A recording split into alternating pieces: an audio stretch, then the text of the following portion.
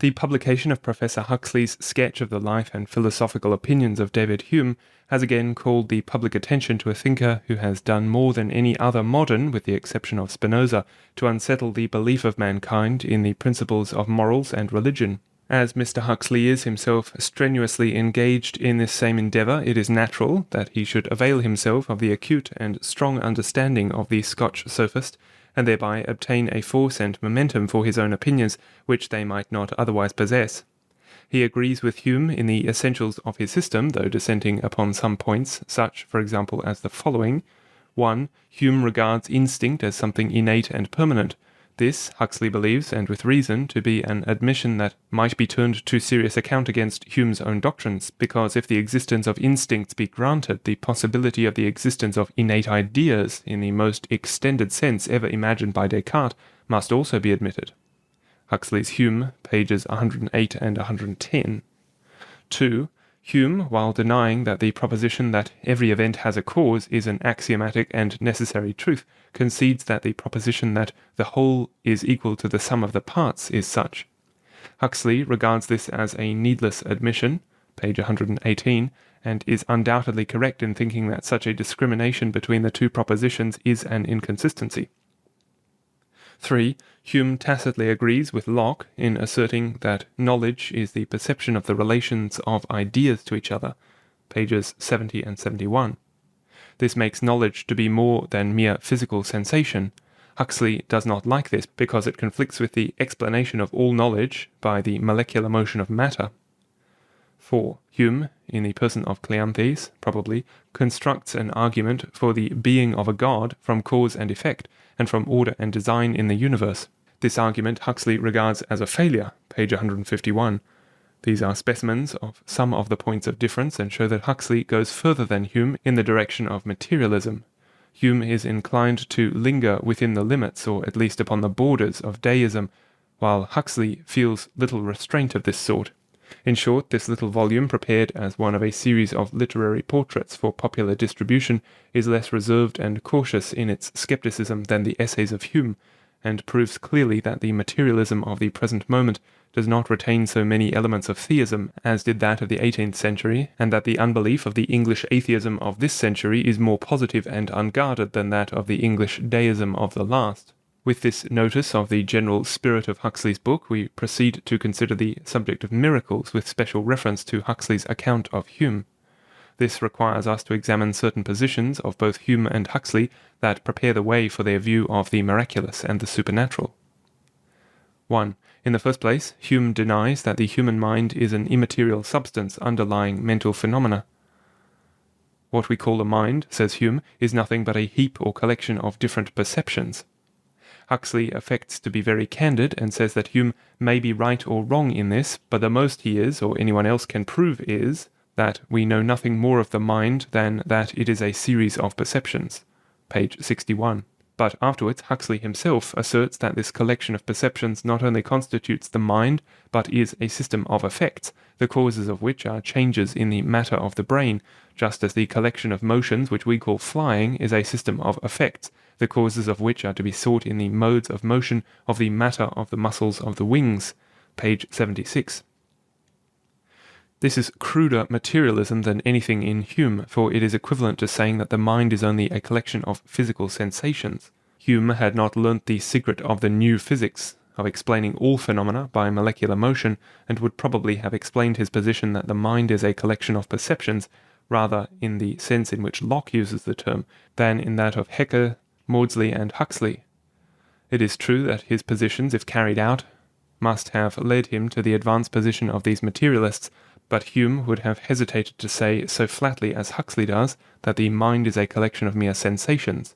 He preferred the term perceptions. This spurious kind of candour shows itself more than once in the book, and makes the impression upon the reader that he has to do with a somewhat trickish intellect. But that there is no such thing as an immaterial and spiritual substance, Hume and Huxley are agreed. In Hume's words, there is nothing but a bundle of different perceptions succeeding one another with inconceivable rapidity. Hume left the matter there. He does not attempt in detail and by a theory to account for this series of phenomena. Huxley and those with whom he agrees in opinion attempt this. 2, and this brings us to the second position that prepares the way for the skeptical theory of miracles. In order to account for all phenomena, both material and mental, a postulate is laid down, viz. That there is but one substance, and this is infinite and eternal. This substance is matter, and matter is full of material forces. Given matter and material force, and everything existing in unlimited space and occurring in everlasting time can be explained. Matter in motion will account for everything in the universe. In matter, there is the promise and potency of every form of life, says Tyndall. This doctrine of one substance is the celebrated postulate not proven but assumed of Spinoza, who is the intellectual father of modern naturalism and atheism. To this substance, Spinoza attributes two properties that are incompatible with each other, according to the common understanding, and also according to such philosophic reason as that of Plato, Aristotle, and Kant. By the definition of the original inventor, this universal substance is capable of both thought and extension. These are the two modes of the substance. Here, then, is a substance having two diverse sets of properties, a material-immaterial substance. A substance like this, contradicting the common judgment that all substance is necessarily homogeneous and can have only one class of properties, requires to be demonstrated before it is laid down as the foundation of a system. No demonstration, however, is attempted, but the position is treated as axiomatic, and the attempt is made to explain the phenomena of the universe by it. But since thought and extension are naturally regarded as contraries and incompatible with each other, the actual result in the history of speculation is to expel one by the other, and the one substance in the end is either wholly material or wholly spiritual. The universe is either all matter or all mind. The latter view was that of Berkeley, who, while holding the distinction between the infinite and finite mind, maintained that there is no force but spiritual force, and no reality but spirit. There is only one kind of substance, but this substance is immaterial. This view, however, owing to its hyper-spirituality, has had little currency and is favourable, rather than otherwise, to the doctrine of the supernatural and miraculous. Because, upon this theory, mind and not matter, spiritual and not physical force, is sovereign and controlling in the universe. On the other hand, the material property in this Spinozistic substance composed of double and confused properties may expel the spiritual. Instead of thought driving out extension, extension may drive out thought. Instead of explaining matter by mind, mind may be explained by matter.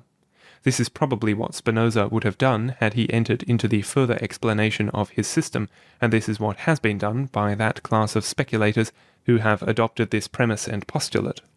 Hobbes had already done this before Spinoza's time. He declared that philosophy has to do only with bodies, and with him whatever is bodily is substantial. The two conceptions are identical. A substance, not a body, is nothing. All real processes are material motions. Cudworth, Henry Moore, and others combated this theory, affirming the Platonico-Aristotelian distinction between matter and mind, and maintaining the reality of unextended incorporeal substance, as well as of extended and corporeal substance. The duality of mind and matter and the assertion of two substances of diverse properties, incapable of being mixed and confounded in a common base like that of Spinoza's postulate, was a fundamental position in the system of Descartes, from whom Spinoza borrowed his definition of the infinite substance, throwing out Descartes' accompanying definition of a secondary finite substance. Theism, represented by Leibniz and Kant, has reaffirmed the doctrine of two diverse substances, and pantheism, represented by Schelling in his earlier system and by Hegel, has followed Spinoza. The new physics, as represented by Haeckel, Huxley, Maudsley, and others, is Spinozistic, and attempts to explain all phenomena by matter and material force. The kingdoms of physical nature and the spheres of intellectual and moral existence are all alike founded in the motion of molecules of matter.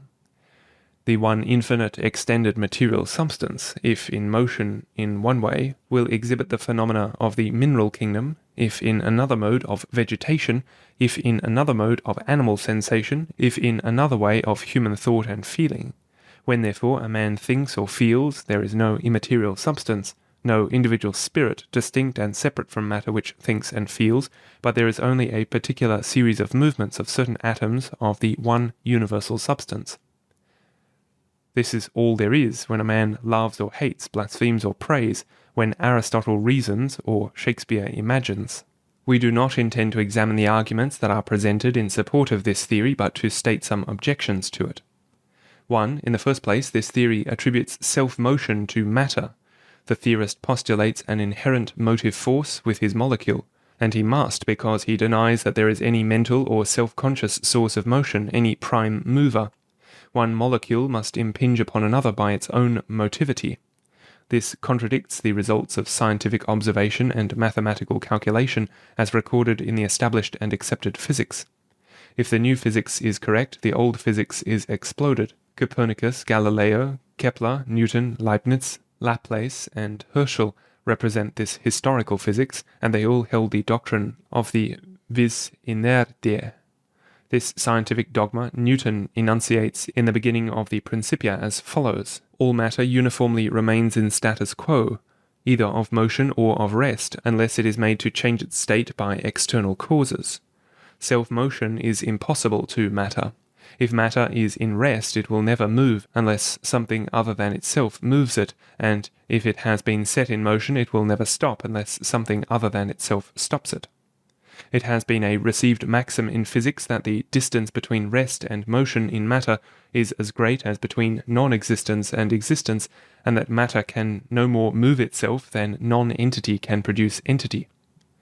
The whole fabric of physical science rests upon this view and definition of matter, and when persons who have so little position in the history of physics as have the Maudsleys, the Huxleys and Tyndalls, and even the Spinozas, if compared with the Galileos, the Keplers and Newtons, the Leibnizes, the Laplaces and Herschels, ask us to accept their unproven postulate that matter is not characterized by the vis inertiae, but by self-motion, we cannot help meeting the request with the stare of surprise. Yet this is the demand they make. We must get rid, says Maudsley, of the notion of matter as inert. Matter is not inert. The fact is that the materialist asks mankind to accept a new definition of matter which shall include in it some of the properties of mind. He begs his opponent to concede that matter can set itself in motion and does not require a prime mover, that it can change the direction of its self-motion and does not need a director. Of course, if his opponents will grant him what he asks, it will assist him, though it will not help him out of half of the difficulties of his theory. But why, in the face of all the results of scientific observation, in the face of the mathematics of the Principia and the calculus of the Mécanique Céleste, should we grant that matter is possessed of self-motion? What observer has ever seen the process? What microscope has ever detected a molecule in the act of absolutely beginning a motion? Lucretius long ago acknowledged that atoms do not come within the domain of sense. They are invisibles. The only possible method, consequently, of demonstrating the truth of the molecular physics is the mathematical method. Leverrier proved by the calculus the existence of a planet that had never been seen by a human eye. The general system of the material universe required a mass like that of Neptune to explain particular motions and aberrations, and if the molecular physicists could prove the existence of invisible self-moving atoms by the same method, the human mind would have no option, and must accept the fact. But the existing scheme of the universe, the entire astronomy of Kepler and Newton, refutes the dogma. The new physics and mathematical astronomy not only have no connection with each other, but are in flat contradiction. The doctrine of a self-moving matter is utterly incompatible with that of the attraction of cohesion, as Henry Moore long ago suggested. If matter were self-moved, nothing would hold together. Flints, adamants, iron bars, yea, all matter would fly apart and be dissipated. Everything would be subject to the caprice of billions of molecules, each of which is self-motion at a point. The reign of law would be impossible. Chance must be the ruler of the material universe, and chaos would come again. But the new physics does not stop with postulating self-motion in matter, it also postulates self-direction and choice. Darwin explains the origin of new species by natural selection within the sphere of matter. Selection is a choice between one of two or more. Matter chooses this and rejects that. One molecule decides to move itself in this way and another in a different way, and the results of the billions of motions in the millions of manners are the varieties of vegetable, animal, and mental life.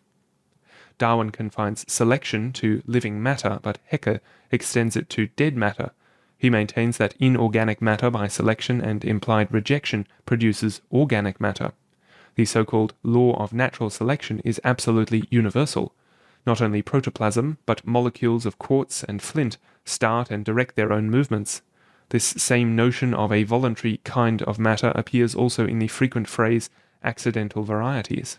These are the unusual varieties which the theorist cannot account for by the common natural selection. Ordinarily, matter selects in that particular manner which yields a species with its varieties, but sometimes it indulges in caprice, and then there is an accident.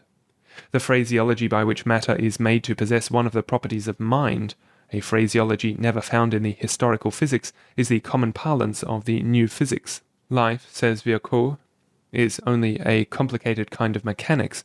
A part of the sum total of matter emerges from time to time out of the usual course of its motions into special chemico-organic combinations, and after having for a time continued therein, returns again to general modes of inorganic action. Here are both self-motion and choice. Certain molecules massed together emerge out of one kind of motion into a different kind, and then go back again to the first kind. This physics is as fanciful as anything in the medieval physics. There is but one step from matter that emerges and returns, that selects and rejects, to matter that is filled with occult qualities and vital spirits, with gnomes in the mineral and sylphs in the gas. Experiment and observation, either with the naked or the armed eye, furnish not a scintilla of proof that matter is self-moving and voluntary in its rudiments, and yet mankind are asked to believe it upon the mere assertion of a theorist, who wants it as a fulcrum over which to pry up all the historical science and the historical religion of mankind. The materialist, with his new definition of matter, will succeed with the mass of men no better than Molière's pretended doctor did with his patron. There is one thing, says Géronte, which strikes me as not quite clear. It is the places you give to the liver and the heart. It seems to me that you place them differently from what they are, that the heart is on the left side and the liver on the right side. Yes, says Sganarelle, it was so formerly, but we have altered all that, and we now practice medicine in quite a new way. Mr. Huxley, when he is reminded that the historical physics teaches the vis inertiae, tells us that he has altered all that, but whether he will succeed in persuading the common sense of man to believe that matter has some of the properties of mind remains to be seen. The theory of molecular motion is the same thing essentially with the fortuitous concourse of atoms by which the ancient atheists, Leucippus and Democritus, explained all phenomena, and the modern materialist must expect to be asked the same kind of questions by which his predecessors were pestered.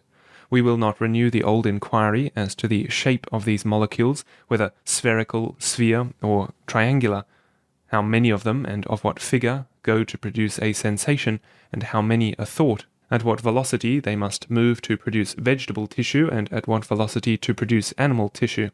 There is one feature of the theory, however, that we do not remember to have seen alluded to. It is suggested by the fact that these molecules are related to space. Their motions must be in some direction. The points of the compass, consequently, will have to be introduced into the new psychology. Everything depends upon the direction of the molecules, and considering the immense variety of sensations and perceptions that are to be accounted for by molecular motion, it must be that all, and vastly more than all, of the 32 points of the mariner's compass will come into use. The students of psychology, by the new method, will have to learn to box the compass. Possibly this explains what is meant when we say of a sulky man that the wind is east with him. This hitherto has been regarded as metaphorical language, but in the new physics it is strictly scientific. 2. A second objection to the molecular physics is that, according to it, matter moves mind instead of mind moving matter, as is commonly supposed. Professor Huxley states the theory in the following words: all mental states are effects of physical causes, and what are called mental faculties and operations are, properly speaking, cerebral functions, allotted to definite, though not yet precisely assignable, parts of the brain. Thought is cerebration. Similarly, Maudsley asserts that feelings, ideas, and volitions are changes in the nervous system, and instruments may yet be invented by which such ideas or nerve changes may be measured. The genesis of a thought or a feeling, then, is this: an external object impresses the senses, these irritate the nerves, The nerves affect the substance of the brain and set its molecules in motion, and this last affection of the brain substance is thought or feeling or conception or intuition, etc. Mr. Huxley explains clearly by a bell wire, so clearly that a wayfaring man, though a fool, need not err. The effect of the irritation of a nerve fibre on the cerebral substance by which it is connected may be compared to the pulling of a long bell wire. The impulse takes a little time to reach the bell rings, and then becomes quiescent until another pull is given. So in the brain, every sensation is the ring of a cerebral particle, the effect of a momentary impulse sent along a nerve fibre. Page 87. According to this, when a man has the feeling of shame, for example, the beginning of the process is on the outside of him and not on the inside. He does not first have the feeling of shame in a certain centre or subject which we call the mind, and which is of an entirely different substance from his nerves and brain, and then this feeling passes from the mind to the body, becoming sensuous, after having first been mental, showing itself in nervous and brain affection, and finally in that rush of blood to the face which is the corporeal and visible token of shame. This is all wrong, says Mr. Huxley. The first thing in the process is an external impression upon the sense, then an irritation of the nerves, then a stimulation of the brain fibre, then the flush in the face, and then the feeling of shame. The common opinion is that the feeling of shame causes the blush. This is an entire mistake, says the materialist. It is the blush that causes the feeling of shame. It is difficult to believe that such physics and psychology as this could be seriously defended and taught by a person of reputation in scientific circles. But Mr. Huxley leaves his readers no alternative. In his lecture at Belfast, he proclaims that the brain is the organ of sensation, thought, and emotion. That is to say, some change in the condition of the matter of this organ is the invariable antecedent of the state of consciousness to which each of these terms is applied. This settles the matter. The antecedence in time may be infinitesimal, but it is antecedence. Matter moves of itself and moves before mind. The physical precedes the mental. The former is the cause and the latter is the effect. This is an old doctrine, and it has never been more effectually refuted than in the delicate yet biting irony of Socrates in the Phaedo. When I was young, Cebes, I had prodigious desire to know that department of philosophy which is called natural science.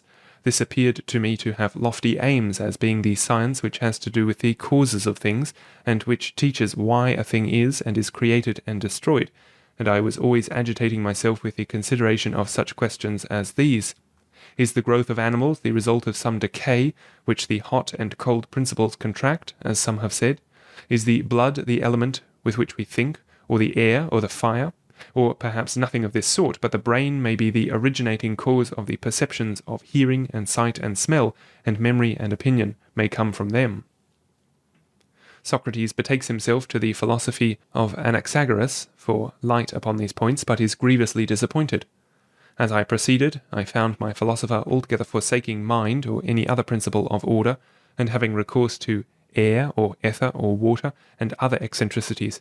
I might compare him to a person who began by maintaining generally that mind is the cause of the actions of Socrates, but who, when he endeavoured to explain the causes of my several actions in detail, went on to show that I sit here because my body is made up of bones and muscles, and the bones, as he would say, are hard and have ligaments which unite them, and the muscles are elastic and they cover the bones, which have also a covering or environment of flesh and skin which contains them. And as the bones are lifted at their joints by the contraction or relaxation of the muscles, I am able to bend my limbs, and this is why I am sitting here in a curved position. That is what he would say, and he would have a similar explanation of my talking to you, which he would attribute to sound and air and hearing, and he would assign 10,000 other causes of the same sort, forgetting to mention the true cause, which is that the Athenians have thought fit to condemn me, and accordingly I have thought it better and more right to remain here and undergo my sentence. For I am inclined to think that these muscles and bones of mine would have gone off to Megara or Boeotia. By the dog of Egypt they would, if they had been guided only by their own idea of what was best, and if I had not chosen as the better and nobler part, instead of playing truant and running away, to undergo any punishment which the state inflicts. There is surely a strange confusion of causes and conditions in all this. It may be said, indeed, that without bones and muscles and the other parts of the body I cannot execute my purposes. But to say that I do as I do because of them, and That this is the way in which the mind acts, and not from the choice of the best, is a very careless and idle mode of speaking. I wonder that they cannot distinguish the cause from the condition, which the many, feeling about in the dark, are always mistaking and misnaming. Professor Huxley applies this doctrine that matter moves mind to the will. Hume had done it before him. Says Hume, "No animal can put external bodies in motion without the sentiment of a nisus or endeavour. This sensation is merely animal," says Huxley in his comment upon this, to the argument that we have a right to suppose the relation of cause and effect to contain something more than invariable succession, because when we ourselves act as causes in volition we are conscious of exciting power. Hume replies that we know nothing of the feeling we call power, except as effort or resistance, and that we have not the slightest means of knowing whether it has anything to do with the production of bodily motion or mental changes. Page 125. Hume illustrates this last statement in the following words, which are not quoted by Mr. Huxley. "A man struck suddenly with a palsy in the leg or arm frequently endeavours at first to move them and employ them in their usual offices. Here he is as much conscious of power to command such limbs as a man in perfect health is conscious of power to actuate any member which remains in its natural state and condition. But consciousness never deceives. Consequently, neither in the one case nor in the other are we ever conscious of any power. According to this, a palsied man is as much conscious of power to move his limbs as a well man is, or, in other words, is conscious of something which he does not possess. The puzzled reader will find, when he examines the context of this singular statement, that Hume only means that the palsied man understands as much as the well man respecting the connection between voluntary action and the movement of the muscles and limbs. There is no principle, fact, in all nature more mysterious than the union of soul with body. If by consciousness we perceived any power or energy in the will, we must know this power, we must know its connection with the effect, we must know the secret union of soul and body and the nature of both of these substances. That is to say, in order to be conscious of a fact, we must comprehend the fact. Consciousness is employed loosely in the above statement to denote any and all forms of mental experience, and under cover of this paltering with words in a double sense, Hume denies that man is conscious of a power to move his limbs. This rather staggers Mr. Huxley, who does not commit himself quite so strongly to this affirmation, but cautiously adds that we do not know and cannot know that volition does cause corporeal motion, while there is a great deal to be said in favour of the view that it is no cause, but merely a concomitant of that motion. Page 125. The reply to this assertion is that the proof that it is the man's will that moves the man's arm is identically the same as that the man exists. The man is immediately conscious that he exists, and he is also immediately conscious that he moves his arm, and that his arm is not moved for him. The evidence is precisely the same in the one instance as in the other, and if the materialist is content with self-consciousness as a proof for personal existence, he ought to be content with it as a proof that the soul moves the body. Neither of these truths can be demonstrated either by a syllogism or by the microscope. The only proof of such propositions is that a man is a real person, and that he moves his limbs by his will. The only proof of such propositions as that a man is a real person, and that he moves his limbs by his will, is in the self-consciousness. And if such testimony is valid in reference to a man's existence, it is also valid in reference to his agency. A mind as ingenious as that of Hume, were there a sufficient motive for so doing, could fabricate an argument against the reality of personal existence, as well as against the reality of voluntary action. In fact, this has been done in the pantheistic psychology of India and Germany. Hegel, by a ratiocination as subtle as that of Hume, and wire drawn into a vast scheme compared with which that of Hume is a mere fragment, endeavours to disprove the metaphysical reality of the individual ego. We pass now to the materialistic theory of miracles, for which these views of the relation of matter to mind, so carefully thought out by Hume and reproduced by Huxley and others, are intended to prepare the way. Of course, if there is no such substance as mind, and the only substance is matter and material force, there can be no personal deity different from matter and above it. And if there is no such deity, there can be no miracle, because a miracle implies an absolute control over matter and a suspension of its laws. The doctrine of a miracle stands or falls with that of a personal God.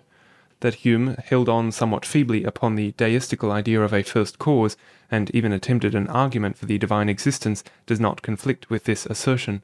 The deist's idea of God contains very few personal elements at the best. Bolingbroke would concede but two attributes to the Supreme Being: adaptive intelligence and physical omnipotence. The moral attributes have little room or play in deistical theories of the universe. Deism, though nominally asserting the existence of a deity, has little to do with him and nothing to say to him. Bolingbroke and Hume never prayed. Also, considering the tenor of Professor Tyndall's speculations respecting the prayer test, one would be led to query whether he ever ventures upon the experiment. The first step in the construction of Hume's argument against miracles is to invalidate the proposition that every event has a cause, and the second is to invalidate the testimony upon which miracles are believed. If there be in reality no such thing as an efficient cause, then there can be no designing agent, and if no such agent, then no miracle, and if no testimony whatever is sufficient to prove that the common cause of nature has ever been interrupted, the miracle must take its place with the fable and legend. The connection between cause and effect, Hume thus explains: when one particular species of events has always in all instances been conjoined with another, we call the one object cause, the other effect. We suppose that there is some necessary connection between them, some power in the one by which it infallibly produces the other, and operates with the greatest certainty and strongest necessity. This is an error, says Hume. There is no such necessary connection between the two events. We have only formed the habit of putting the two events together after having seen them occur together many times in succession. The first time, says Hume, a man saw the communication of motion by impulse, as by the shock of two billiard balls. He could not pronounce that the one event was connected, but only that it was conjoined with the other.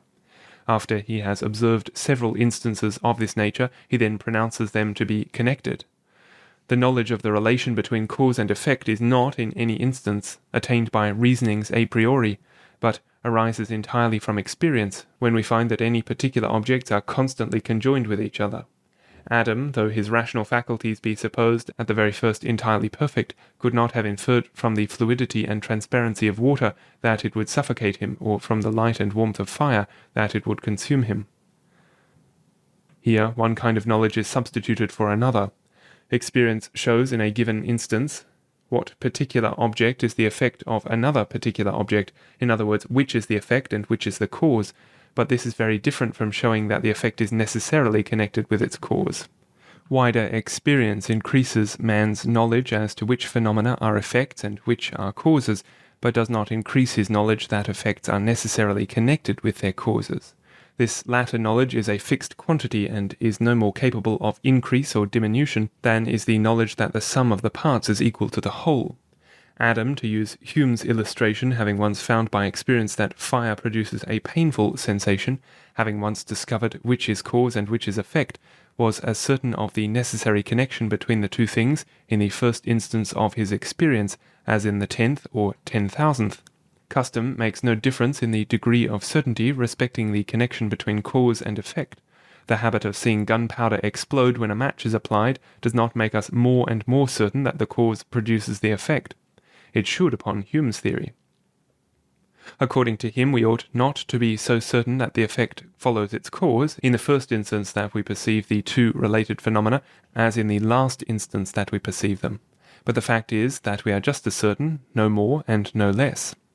The reasoning of Hume respecting causation has been replied to so often, and the nature of the reply is so well known, that we dwell upon it no longer and dismiss it with a brief reference to the inconsistency with which it is associated in his general scheme of philosophy.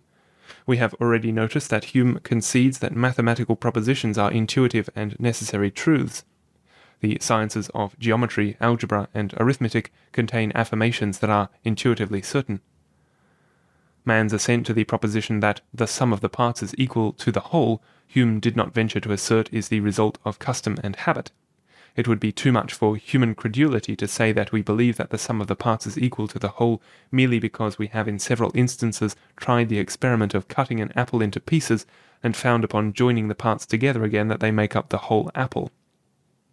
We are as certain of the truth of this proposition, apart from any actual trial and experience, the first time that we hear the terms of it, as we are the 1000th time. Custom does not add a whit to the strength of our conviction. Mathematical axioms Hume concedes to be intuitive and necessary truths. Huxley differs from Hume here, perceiving that this is a fatal admission for strict and consistent materialism. This latter cannot admit any intuitive and necessary truth whatever, because it must explain everything by sensation and molecular motion. Accordingly, Huxley and his compeers explain mathematical as well as moral beliefs by heredity and custom. But returning to Hume, what difference is there in the nature of our mental action when we assent to the proposition that the sum of the parts is equal to the whole, and to the proposition that every event has a cause? The appeal must be made to the actual facts of consciousness as every man knows them in himself. The moral maxim respecting causation dawns earlier in human consciousness than does the mathematical axiom. One of the first questions asked by the child is for the cause of what he sees and experiences. Apart from a theory to support, men generally no more think of denying the intuitiveness of the moral than of the mathematical proposition, or of explaining the one rather than the other by custom and habit. The difference in kind which Hume would find between the two classes of propositions requires to be justified by stronger reasons than any that he has presented. The second step in the construction of Hume's argument against miracles is to invalidate the testimony upon which they are believed. Hume defines a miracle to be a transgression of a law of nature by a particular volition of the deity. The word suspension should be substituted for transgression in this definition. A miracle never violates a natural law, but only temporarily suspends it. When our Lord raised Lazarus from the dead, he did not reverse the course of nature or upturn any of its settled order. This would have been violation. One, though by no means the whole, of the effects of his omnipotent power was to stop the putrefaction of the body. Christ suspended in that particular instance the operation of the law of chemical action by which putrefaction goes on, but he did not violate that law. This would require that he should cause the very same law of chemical action that was putrefying the body to put a stop to the putrefaction, that is, cause the chemical force itself to do the contrary of what it commonly does. This he did not do. He did not compel chemical action to undo chemical action, but he simply put a stop to chemical action itself in that one corpse by the exertion of that omnipotence by which he created all things visible and invisible, the imponderable forces as well as the ponderable elements of matter, Colossians 1:16. Our Lord left the general course of nature undisturbed. Another course lying beside that of Lazarus would have still continued to putrefy by the law of chemical decomposition, which law had met with no violation or reversal of its action, though it met with a suspension of it in a single case. But practically it matters little, so far as the question of power is concerned, whether the miracle be styled a violation or a suspension of natural law. To suspend would require omnipotence as much as to violate. Either must be the effect, as Hume says, of the volition of the deity. That a miracle is possible, Hume at first in words concedes, but subsequently in fact denies. Anything is possible that does not imply a contradiction, and a miracle does not imply a contradiction. The contrary of every matter of fact is still possible, because it can never imply a contradiction and is conceivable by the mind. That the sun will not rise tomorrow is no less intelligible a proposition and implies no more contradiction than that it will rise. Miracles are not to be objected to, then, upon the ground of their impossibility. They are possible events. What, then, is the objection to them? Hume's answer is that they contradict the uniform experience of mankind. It is no miracle that a man in seeming good health should die on a sudden, because such a kind of death, though more unusual than any other, has yet been frequently observed to happen. But it is a miracle that a dead man should come to life, because that has never been observed in any age or country.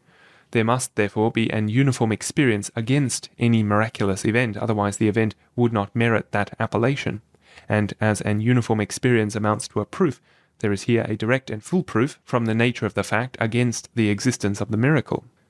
There are two fallacies in this quasi-argument. The first is contained in the unproved assertion that the reanimation of a dead man has never been observed in any age or country, or that a miracle is contrary to uniform in the sense of invariable experience. For by uniformity here must be meant an experience without a single exception. A single instance to the contrary would be fatal to Hume's theory. One miracle would be as good as 100 in logical respects.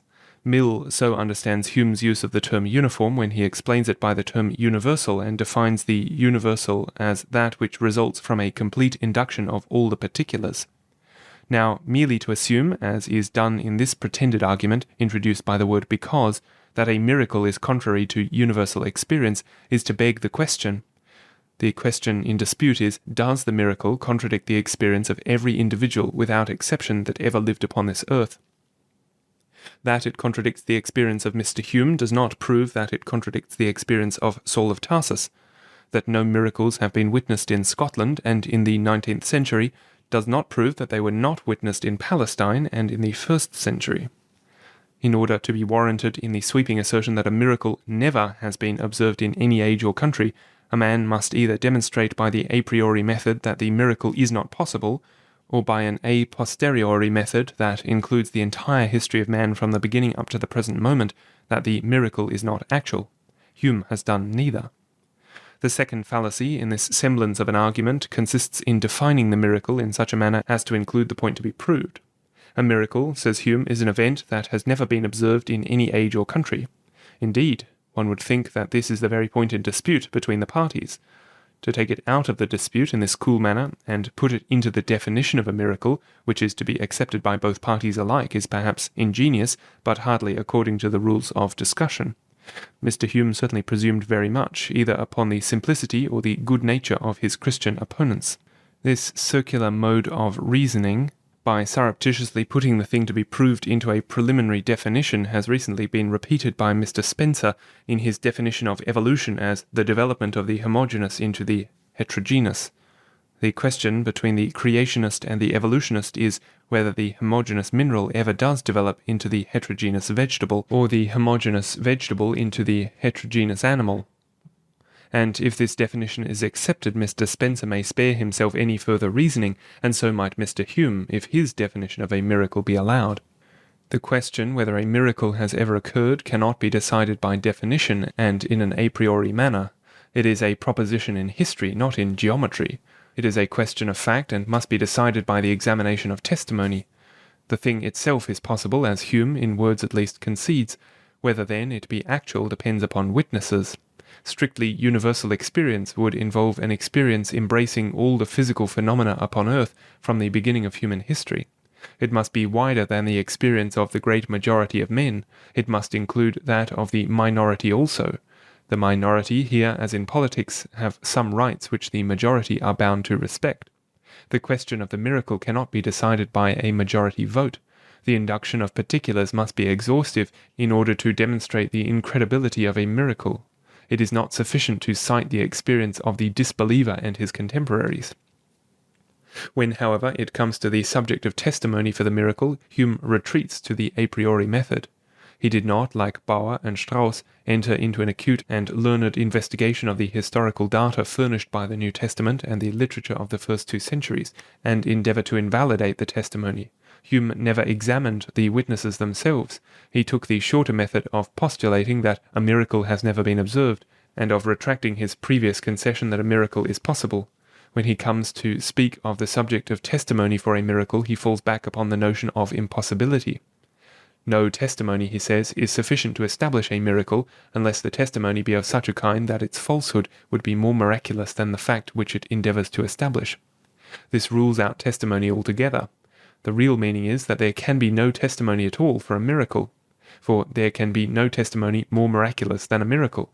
And if there were, the skepticism that had demanded a yet more miraculous testimony for the miraculous event would require a yet stronger kind of proof for the miraculous testimony itself, and so on indefinitely. In the extract which we have already given upon page 25, Hume frames his statements so as to establish the intrinsic impossibility of a miracle. In the first place, he defines the miracle as an event that never has been observed, and then adds to this the assertion that any event that has actually been observed evinces by this very fact of sensuous observation that it is not a miracle. The miracle consequently cannot be established by the testimony of the senses. It never has been seen, and if it could be seen, this would prove that it is not a miracle. Such reasoning is like that of the advocate in defence of his client. First, the defendant never borrowed the kettle. Secondly, if he did borrow it, he returned it. The a priori impossibility of the miracle lies under all the ancient and all the modern skepticism. This is the axiom to which all classes of unbelievers in one form or another really come back. This is the position of Huxley, as may be seen from his remarks upon Hume's views. The lurking assumption, notwithstanding the verbal concession of the possibility of the miracle, really is that the miracle is impossible. There is no testimony sufficiently strong to justify human belief in the miraculous. Huxley writes as follows: "If a man tells me that he saw a piebald horse in Piccadilly, I believe him without hesitation. If the same person tells me that he observed a zebra there, I might hesitate a little about accepting his testimony. If, however, my informant assured me that he beheld a centaur trotting down that famous thoroughfare, I should emphatically decline to credit his statement, and this even if he were the most saintly of men and ready to suffer martyrdom in support of his belief. Indeed, I hardly know what testimony would satisfy me of the existence of a live centaur." Page 132. He thinks, however, that the testimony of Johannes Müller, the great German anatomist, would stagger him and lead to suspension of judgment. And if some competent investigator should write a careful monograph giving measurements and diagrams, he might possibly believe in the existence of a centaur. A man convinced against his will is of the same opinion still, and a skeptic will hold out a long time against very respectable witnesses and testimony. But we think that if 500 Englishmen at once, a number equal to the 500 brethren at once alluded to by St. Paul, should see a centaur trotting down Piccadilly, and should testify that they did, and their testimony should go unchallenged by the remainder of the English nation, as that of the 500 brethren was by the Jewish people, and Mr. Huxley should refuse to credit them, the common judgment would be that he was not so much a philosopher as he was an obstinate simpleton. This scientist, to employ the bad English that now designates a certain class of investigators, thinks that it is a very difficult thing to credit the existence of such a combination of man with brute as the centaur is, but he finds no difficulty in tracing the origin of man back to a brute, and believing that he can be developed from a jellyfish. If he can swallow this camel, one would think that he need not strain at that gnat. Indeed, if evolution, in Spencer's definition of it, is the truth, there is no knowing what may happen in the universe, and the materialist must be ready for anything. For if the homogeneous can be transmuted by a merely natural process into the heterogeneous, then evolution may as easily descend as ascend. The animal may return to the vegetable, and the vegetable to the mineral. Man may develop into an ape, and the ape into amorphous protoplasm, and protoplasm into inorganic matter. This would still be the homogeneous becoming the heterogeneous. It is impossible upon this theory to calculate upon fixed and uniform action in the physical world, and Mr. Huxley, if he lives long enough, may see stranger phenomena than a centaur, or even the gospel miracles. Lucretius objects to the doctrine of creation ex nihilo that it introduces confusion into nature. He erroneously supposed the doctrine of creation to be incompatible with the old accepted dictum, omne animal ex ovo. If fishes and men, he says, are created from nothing and do not spring from living germs or eggs, then fishes may start out of the ground and men may originate in the sea. Everything might originate out of everything. Si de nihilo fierent ex omnibus rebus, omne genus nasci posset, nil semnie egeret, e mare primum homines e terra posset oriri squamigerum genus et volucres. Now this is exactly what may happen if the different kingdoms of nature are related to each other in the manner asserted by the new physics. If there are no fixed limits to them, as the historical physics maintains, but all are merged and blended in the manner claimed by evolutionists, then the grain of sand may develop into a sperm cell, and the nilotic slime into Plato's brain, and back again, with precession and retrocession forevermore. If this is so, the evolutionist ought not to find the biblical miracles so difficult to credit. If this is scientific truth, there are stranger things ahead in infinite space and everlasting time than have yet been seen, even in Palestine and by the Jewish people, and there are more things in heaven and earth than have been dreamed of in the materialist's philosophy. Extremes meet. Nothing, says Pascal, is more credulous than infidelity. The intellect of Kepler would find it more difficult to accept the physics of Hecke than the gospel narratives. And this brings us to the true reply to Hume's assertion that the miracle contradicts universal experience, viz. That there is valid testimony that it does not contradict it. Christendom for 18 centuries has had in its possession a mass of historical documents and data, which 99 hundredths of Christendom in all these centuries have regarded as proving that miracles have been wrought in the world and have been seen by some of its inhabitants. The nature of this evidence is not mathematical, but like that for ordinary events in human history.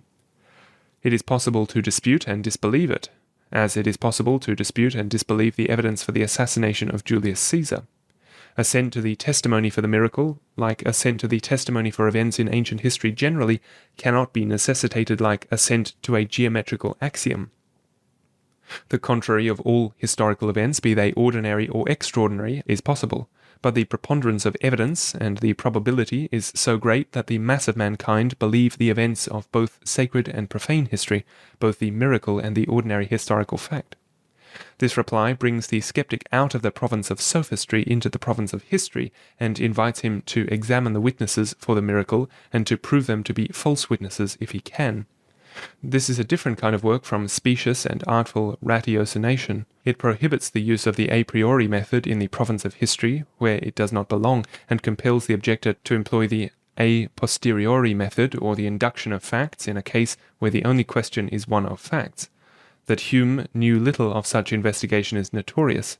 Johnson says that Hume acknowledged to a clergyman in the bishopric of Durham that he had never read the New Testament with attention. And what did Hume know of the nature and force of the testimony for the credibility of the New Testament that comes from a score of writers, Christian, heretical, and skeptical, of the first 3 centuries, to say nothing of the monumental and other evidence that enters into Christian apologetics? In proportion as the history and literature contemporaneous with and immediately succeeding the advent of Christ is studied, does a man's belief in the credibility of the New Testament increase. But if he neglects this kind of study altogether and bends his mind to the invention of a priori reasons against miracles, he will be able to make an infidel of himself if not of others. If the witnesses to a fact are not listened to and their testimony is not examined, of course the fact to which they testify is liable to be denied, especially if there be any motive for doing so. And this is the course which infidelity generally has pursued. Hume and Voltaire are examples. Neither of them was a student of biblical and patristic literature.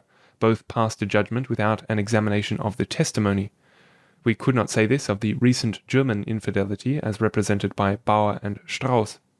Here there is scholarship in this direction, unquestionably, a scholarship which has elicited a scholarship in reply that has strengthened the old defences and established Christian apologetics upon a yet stronger position.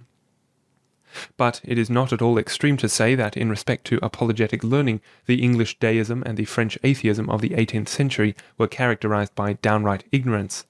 The biblical and theological articles in Diderot's Encyclopedia and Voltaire's Dictionary are notorious for their superficiality and incorrectness. The blunders of Collins were exposed by Bentley, those of Tolland by Clark and Lardner, and those of Bolingbroke by Bishop Newton. The same remark is true of the current materialism. Such exclusive attention as Huxley, Maudsley, and Tyndall are bestowing upon matter leaves them no time and no inclination to contemplate mind. If the soul, my dear Alcibiades, is ever to know herself, must she not look at the soul, and especially at that part of the soul in which her virtue, namely wisdom, resides, and which is like herself? A man who holds one eye to the orifice of a microscope and keeps the other closely shut cannot see anything beyond his nose, and his knowledge must be confined to a very small circumference. He may be able to tell us how many scales there are in an inch of a fish's skin, and how many fibres there are in a spot on a butterfly's wing, but such minute physical inquiries as these leave him no time or taste for higher and grander matters. This very book of Huxley, on almost every page, displays ignorance in the nobler departments of human knowledge. His judgments respecting the deeper problems of philosophy and theology are crude and worthless. He misconceives Descartes and does not understand Kant. He knows absolutely nothing of metaphysics in the sense in which Plato, Aristotle, Descartes, and Kant employed the term. He knows physics and supposes that this is metaphysics. The spurt, to use a boating phrase, which physical science for the last decade has taken in the direction of materialism will come to an end, as in previous instances, because of this ignorance of higher themes. The human mind cannot long be content with the minute observation of the 5 senses helped by instruments. It will reassert its origin and its dignity, and leaving the things that are seen and temporal, begin again to contemplate the things that are unseen and eternal.